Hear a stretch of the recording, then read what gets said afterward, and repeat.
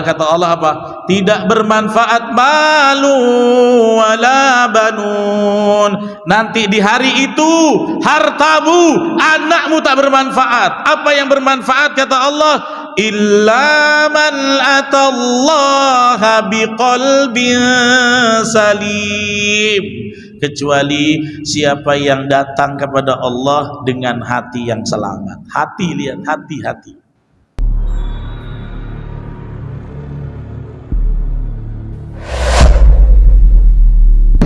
Assalamualaikum warahmatullahi wabarakatuh.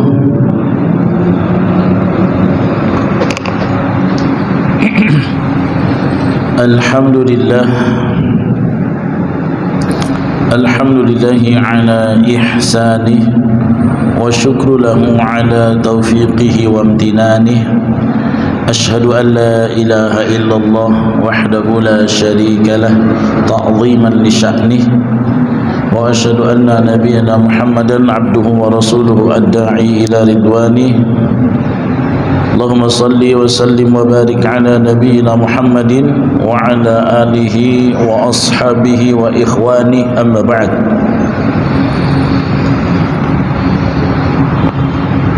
Hadirin hadirat jemaah sekalian rahimani wa rahimakumullah.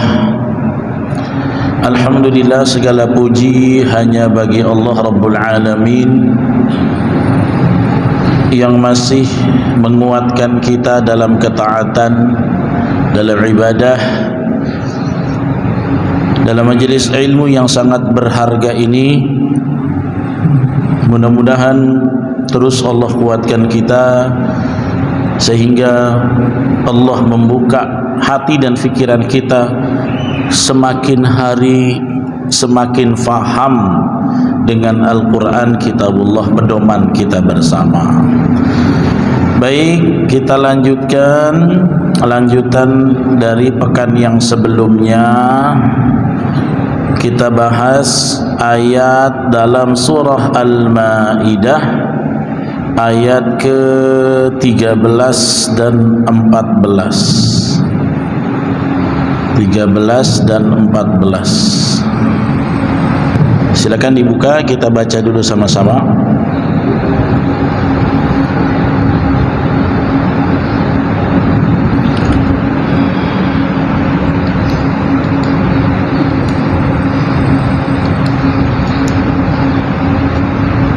Baik, saya baca, diikuti. A'udzu billahi minasy syaithanir rajim.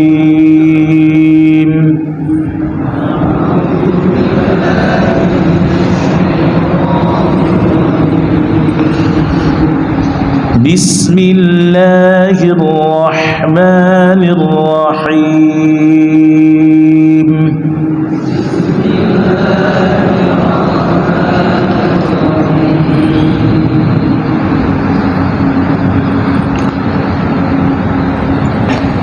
فبما نقضهم ميثاقهم لعناهم وجعلنا قلوبهم قاسية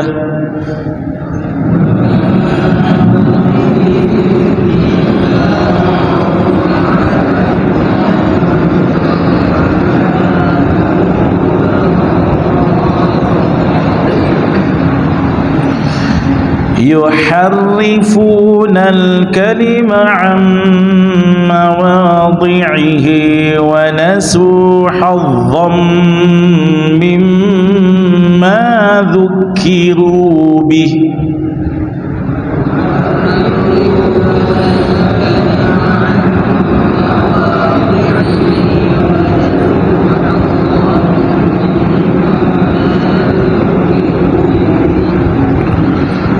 ولا تزال تطلع على خائنة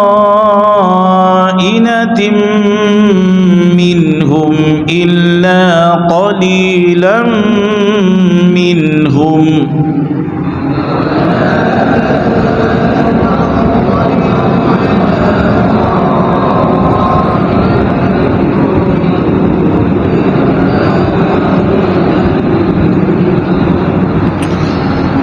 fa'fu anhum wasfah innallaha yuhibbul muhsinin.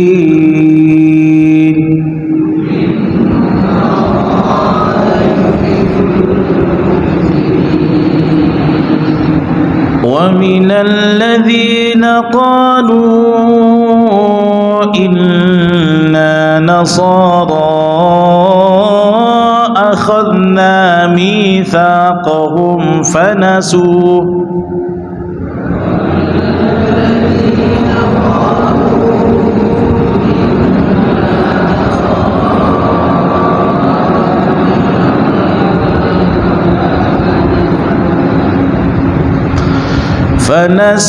hazzan mimma dhukkiru bihi fa'aghrayna bainahumul adawah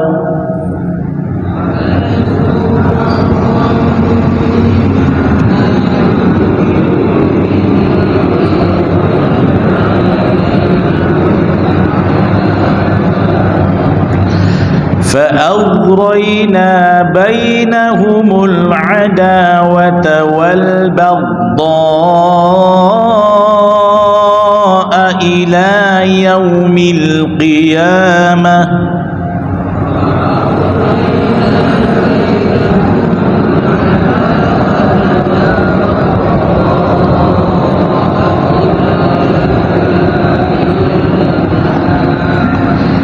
وسوف ينبئهم الله بما كانوا يصنعون.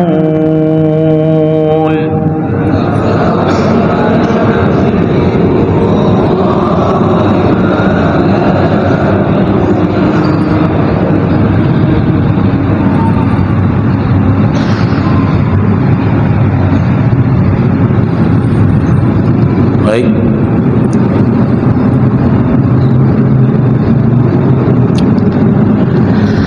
Ayat 13, fabima maka dikarenakan naqdihim, ya, naqdihim ini artinya pelanggaran mereka. Siapa? Ahlul kitab, ya.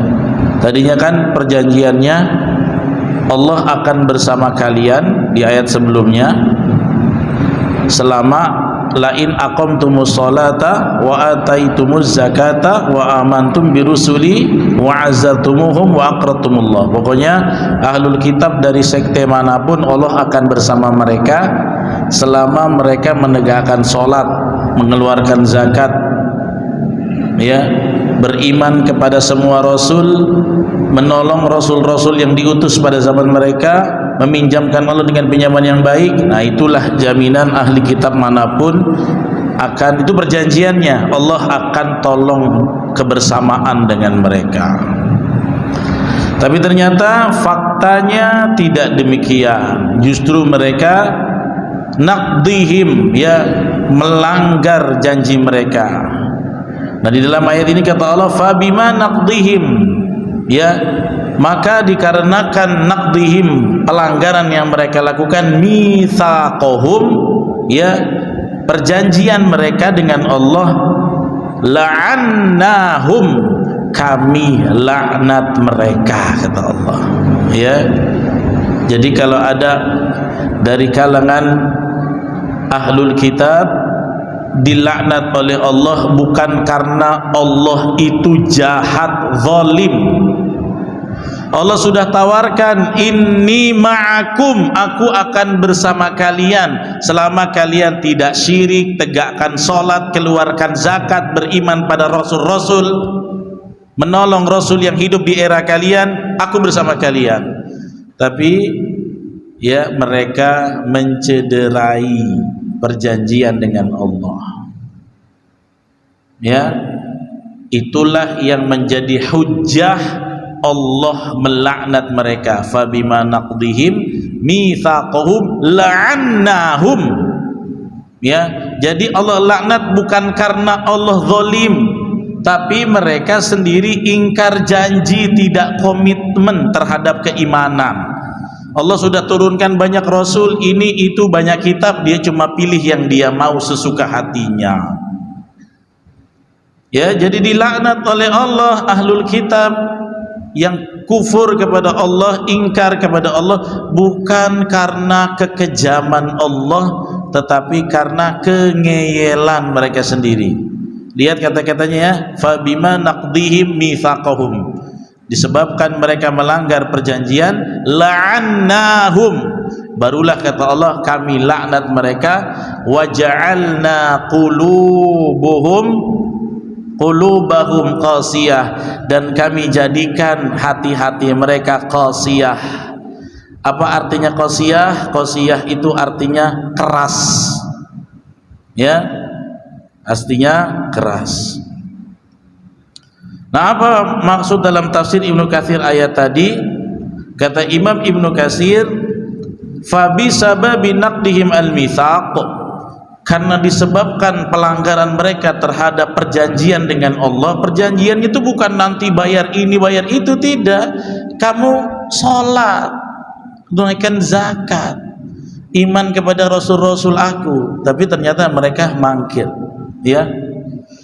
Dan mereka awalnya sudah menerima perjanjian ini, kata Imam Ibnu Katsir, alladzi akhadha alaihim, yang sudah mereka ambil, tapi justru mereka mengingkarinya. Karena pengingkaran mereka apa? La'annahum, maka Allah laknat mereka. Maksudnya bagaimana Allah laknat? Ai ab'adnahum anil haq, kata Allah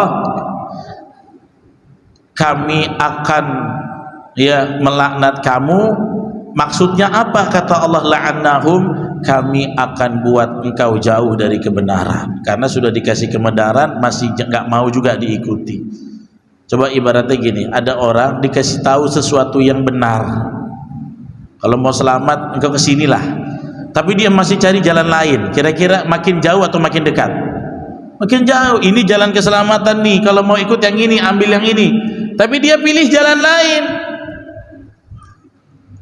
maka dia semakin jauh, ab'adnahum anil haq, kata Imam Ibnu Katsir. Maksudnya Allah laknat apa? Semakin hari kami jauhkan mereka dari kebenaran. Wa taradnahum anil huda, dan kami halau mereka dari hidayah. Kadang-kadang orang ahlul kitab yang kufur kepada ayat-ayat Allah itu baru beriman kalau sudah terpojok, ya. Contohnya Fir'aun begitu juga kan, termasuk orang yang mengaku sebagai Tuhan. Apa aja?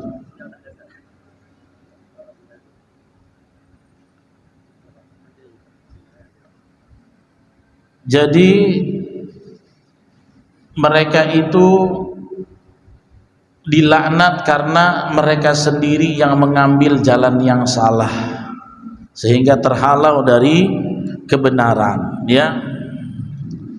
Nah, kalau mereka sudah ambil jalan yang salah, Allah sudah laknat. Wa ja'alna qulubahum qasiyah, kata Allah kami jadikan hati mereka keras. Bapak Ibu, hati ini yang menjadi kunci keselamatan. Betul. Tadi siang saya khutbah, saya bahas tentang hati ini. Kebetulan ini saya tidak tahu kita akan membahas ini. Hati itu yang harus kita perhatikan. Kadang-kadang kita ini pandai memperhatikan jasad. Jasad itu kalau lapar, kalau lemah, pandai kita.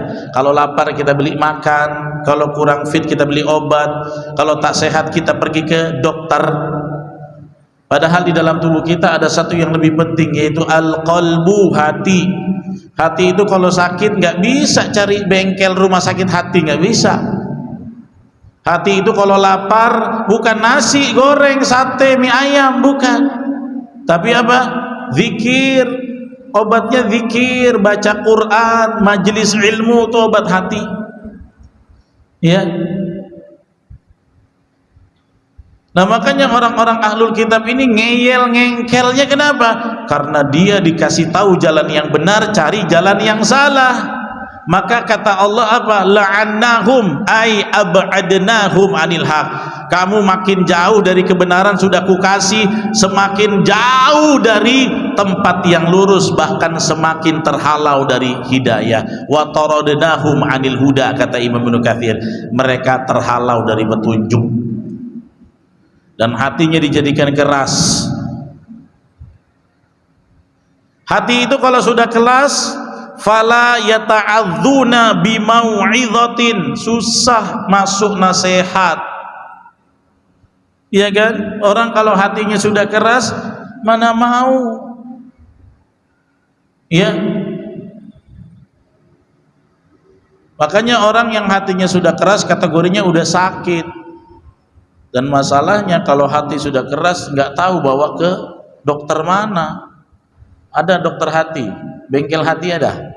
Bengkel hati itu di mana? Al-Quran, majelis ilmu, ini bengkel hatinya. Bengkelnya nggak mahal. Kalau mobil motor kita masuk bengkel pening kan? Mahal kan? Ya Pak Erwin ya. Mobilnya udah keluar dari bengkel Pak Erwin. Ini yang perlu diperhatikan, ya. Nah, manusia itu kadang kalau jasadnya sakit, dia cepat aware dia, tapi kalau hatinya sakit banyak dia membiarkannya. Ini saya bilang Bapak Ibu, kalau kita meninggal dunia, badan sakit, hatta kaki tangan lumpuh, tapi hati kita salim selamat, selamat kita masuk surga. Coba, apakah ada orang masuk surga harus badannya gemuk, badannya kurus, badannya six pack? Allah nggak lihat. Yang dilihat apa? Innallaha la yanzuru ila ajsamikum wala ila suwarikum. Allah tidak lihat jasad kalian. Jadi surga untuk si gemuk, si kurus, si six pack semuanya masuk selama hatinya itu selamat. Tapi kalau di dunia badannya kekar, badannya kuat, badannya sehat, hatinya sakit, tidak akan bisa mendatangkan manfaat apa-apa di akhirat. Ada orang lumpuh tapi dia ibadah taat pada Allah, tidak bermaksiat, di akhirat selamat. Ya. Makanya kata Allah apa? Yauma la yanfa'u malun wala banun. Hari di mana ada hari la yanfa'u malun, tidak bermanfaat harta, wala banun, keturunan kamu nggak bermanfaat. Padahal gara-gara dua itu kadang kita lalai betulin hati kan, ngurusin anak, cari duit buat anak, kata dia ya, gara-gara harta, butuh uang, akhirnya tidak ngurusin hati. Padahal kata Allah apa? Tidak bermanfaat malu wala banun. Nanti di hari itu hartamu, anakmu tak bermanfaat. Apa yang bermanfaat kata Allah? Illa man atallaha biqalbin salim. Kecuali siapa yang datang kepada Allah dengan hati yang selamat. Hati, lihat hati. Makanya Nabi pesan, inna fil jasadi mudghah, kata Nabi, sesungguhnya di dalam badanmu itu ada segumpal daging, gitu kan? Jaga dia. Ibu bapak harus jaga hati seperti kita sigapnya menjaga jasad. Jangan timpang sebelah. Harus. Hati itu kalau udah kering, ciri-cirinya apa sih? Dengar azan benci, dengar Quran panas melepuh telinga dia, dengar ceramah anti. Nah, udah gitu tuh, dinasehati dongkol. Datang pengajian pantatnya melepuh panas. Wah, tuh hatinya udah penyakit tuh. Itu harus dipaksain, harus dipaksakan dan didoakan kepada Allah. Ya, lihat ini orang-orang ahlul kitab, Allah jadikan hati mereka membatu, ya. Makanya di dalam Al-Baqarah awal-awal apa? Fi qulubihim maradun, kan? Di dalam hati mereka ada penyakit. Ya, fazadahumullahu maradha, dan Allah tambah lagi. Siapa itu mereka? Innalladzina kafaru, ya, orang-orang yang kufur. Maka begitu juga dengan ahlul kitab ini, ya. Kalau hatinya sudah membatu, jauh dari petunjuk, akhirnya bikin rusak tatanan kehidupan. Tatanan kehidupan yang paling parah kalau dirusak itu apa kira-kira? Kira-kira apa? Kalau dirusak Monas, patung Liberty enggak masalah. Kalau yang dirusak yuharrifunal kalima amma wadhihi, di kata selanjutnya apa? Mereka merubah-rubah kalimat Allah dari tempatnya. Maksudnya apa? Ngotak-ngatik kitab suci. Kerjaan ahlul kitab itu kan dirubah-rubah. Itu kata Allah tuh, yuharrifunal kalima. Yuharrifun dari kata tahrif, ya. Kalau bahasa ekstrimnya yuharrifunal kalima, ya. Tahrif itu kata nyelewengnya, ya, katanya menyelewengkan. Tahrif merubah untuk maksud menyelewengkan, dari kata harrafa yuharrifu tahrifan.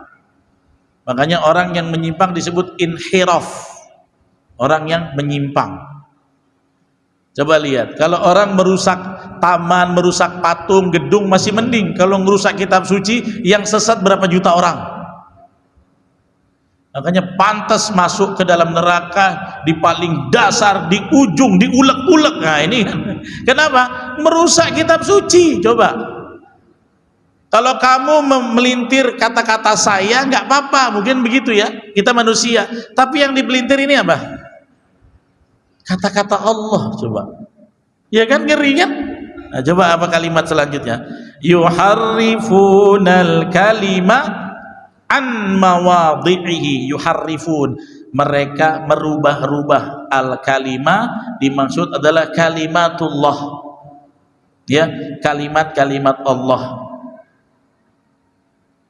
An dari mawadhi'ihi, mawadhi' itu dari tempat-tempatnya. Jadi ayat ini seharusnya menerangkan tentang perkara ini, dihapus, diganti. Salah satu agenda besar ahlul kitab yang menyimpang dari hidayah, mereka merubah kalimat Allah dalam seluruh kitab suci. Apa klausal pertama yang mereka rubah? Yang pertama tentang agenda tauhid. Yang kedua apa? Menghilangkan jejak ciri kenabian Nabi Muhammad. Itu salah satu agenda besar. Pokoknya Bapak Ibu, upaya mendiskreditkan Rasulullah sampai hari kiamat gak akan berhenti. Sampai sekarang begitu. Orang yang menjadi muhibbin li Rasulillah, pecinta Nabi, pasti diberedel musuh-musuh Islam. Keturunan Nabi pasti diusik, diganggu, pasti itu. Sampai hari kiamat gak berhenti mereka.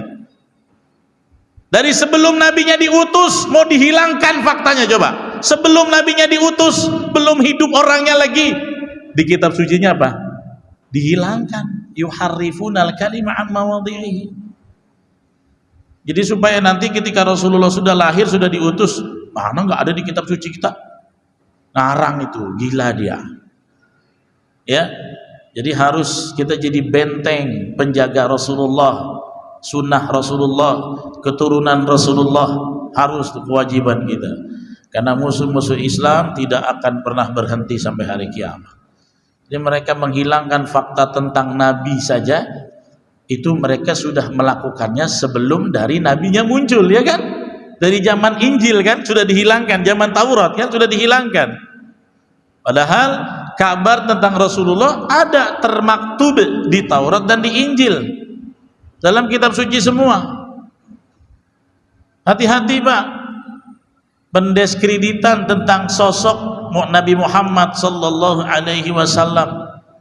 Dulu waktu saya kecil nggak ada orang dibilang keturunannya Rasulullah jadi jelek, nggak ada. Sekarang aja sudah mulai sekarang ada pembenci orang yang ada keturunan Nabi, dihina-hina, kadal gurun, importir Yaman. Waktu saya kecil nggak pernah dengar itu. Sadar nggak Anda sekarang? Ada pihak yang mau mendiskreditkan Nabi Muhammad, diberedel dari cucu-cucunya, sampai ada upaya mengatakan nggak ada cucu Nabi Muhammad tuh terputus sanadnya. Macam mana mau putus? Orang Nabi bilang nanti akan ada Imam Mahdi, namanya sama dengan namaku, nama ayahnya sama dengan nama ayahku, berarti nggak akan terputus sampai Imam Mahdi muncul, pasti datang dari zuriyahnya Rasulullah. Kok sekarang negara kita kayak fobia dengan keturunan Nabi? Anda jangan ikut fitnah itu, ya, jangan ikut. Dulu waktu saya kecil kita bicarakan tentang keturunan Rasulullah Habib, pasti positif. Sekarang sudah mulai ada kecurigaan karena fitnah itu. Betul tak Habib? Ya kan? Nanti cuma provokator, nanti cuma begini. Sampai sekarang ada istilah kan? Sampai calon presiden aja Anies Baswedan sampai dikena-kenakan gitu. Ini kadal gurun dari Yaman gitu kan, sampai begitu gara-gara politik. Ini punya pasal. Perasaan dulu waktu kita kecil nggak pernah ada stigmatisasi seperti ini, nggak pernah saya dengar.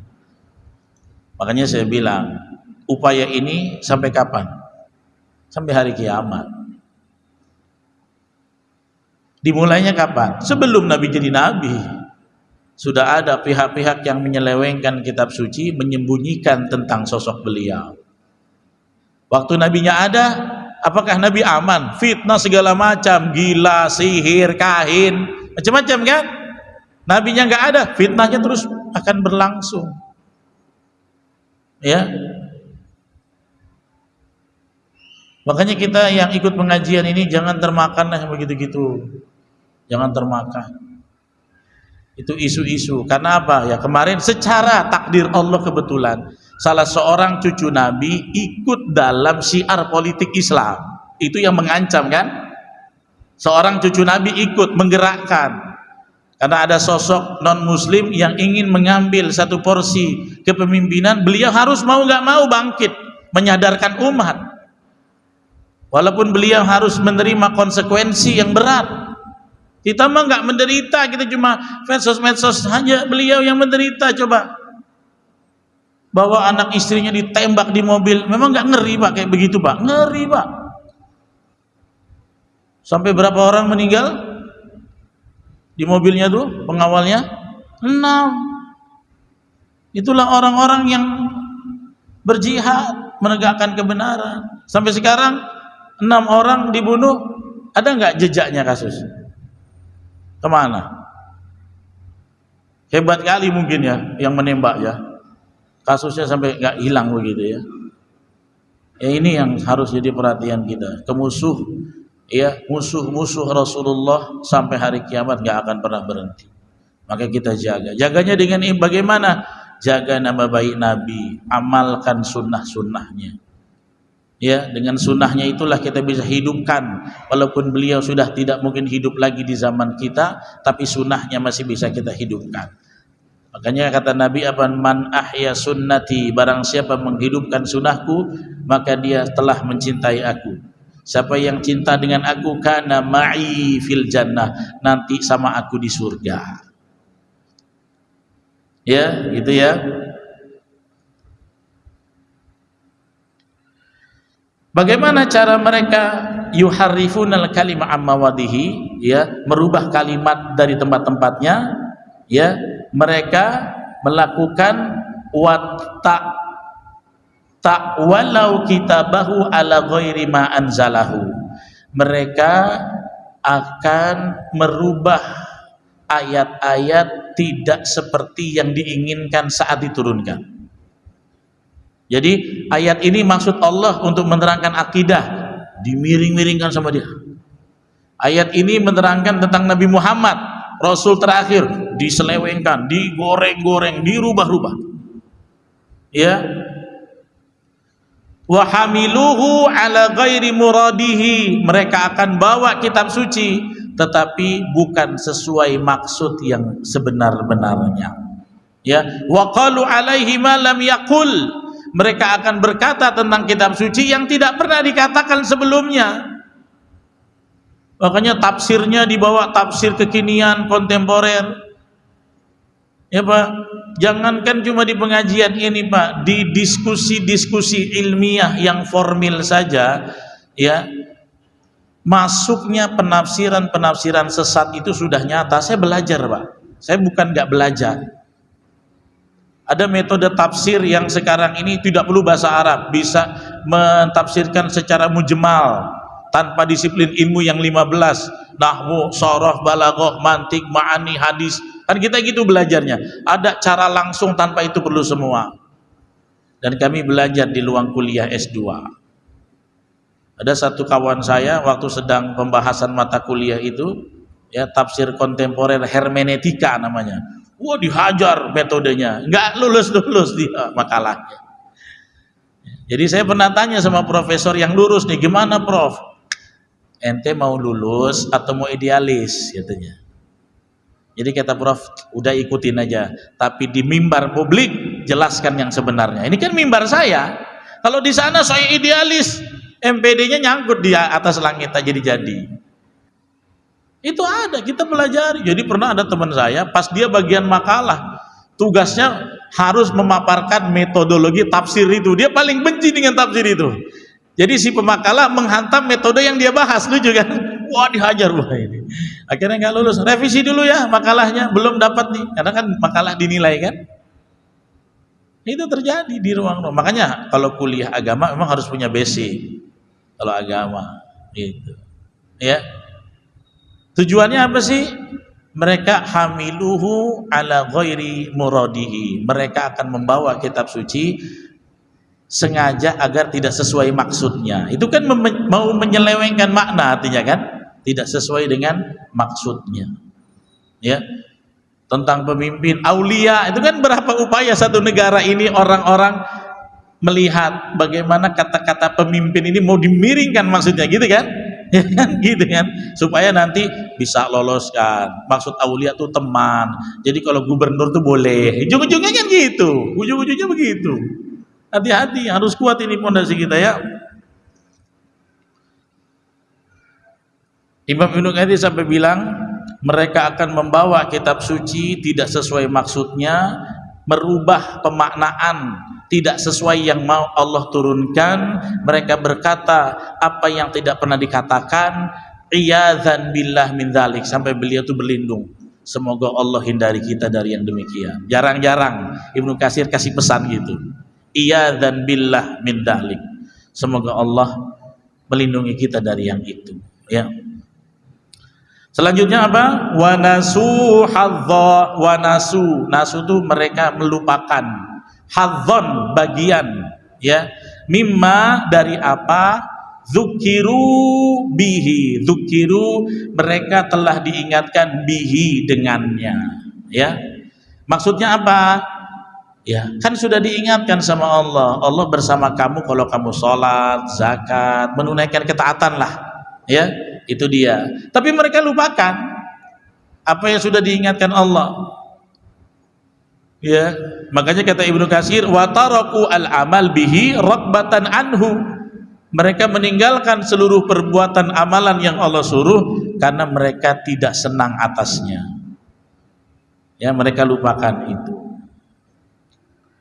Kemudian apalagi wala tazalu ya, maka engkau akan senantiasa ya, wala tazalu maksudnya tidak akan hilang, tattali'u ya, engkau akan melihat dengan jelas ala khainatin, atas pengkhianatan minhum dari mereka.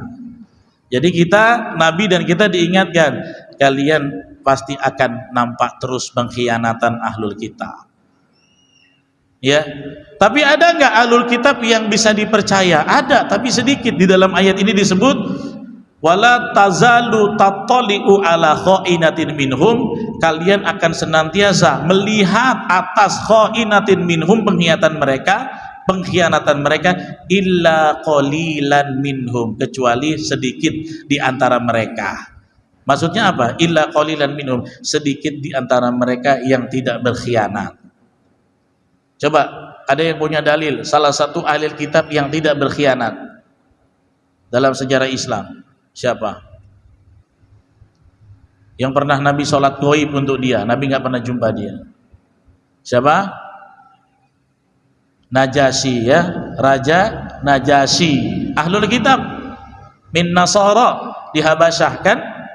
Beriman dengan dakwah Qur'annya Ja'far bin Abi Thalib, surat Maryam, saya pernah ceritakan di sini, di Habasyah.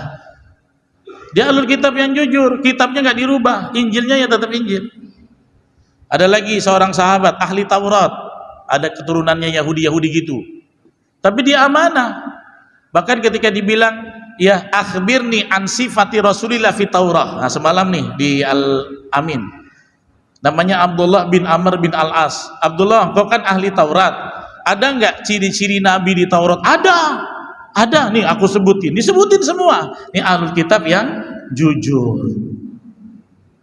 Tapi illa qalilam minhum, sedikit, sisa yang banyak hancur.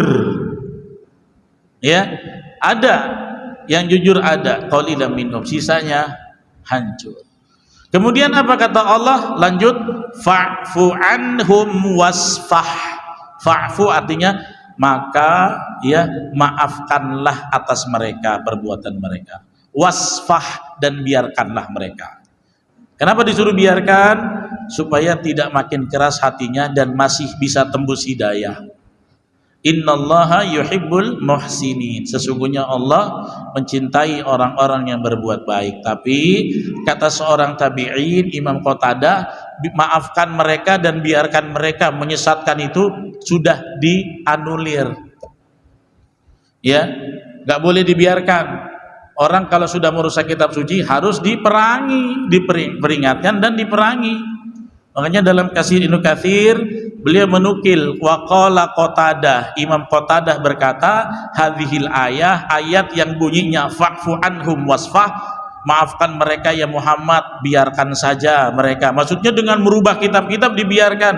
Mansukhatun, ayat penggalan ini membiarkan kesesatan mereka tidak diperbolehkan lagi, karena ayat ini sudah dibatalkan dengan ayat yang lain, surat At-Taubah ayat 29. Apa di dalam At-Taubah itu? Qatilul ladzina la yu'minuna billahi wa la bil yaumil akhir, perangilah orang-orang yang tidak beriman kepada Allah, tidak beriman kepada hari akhir.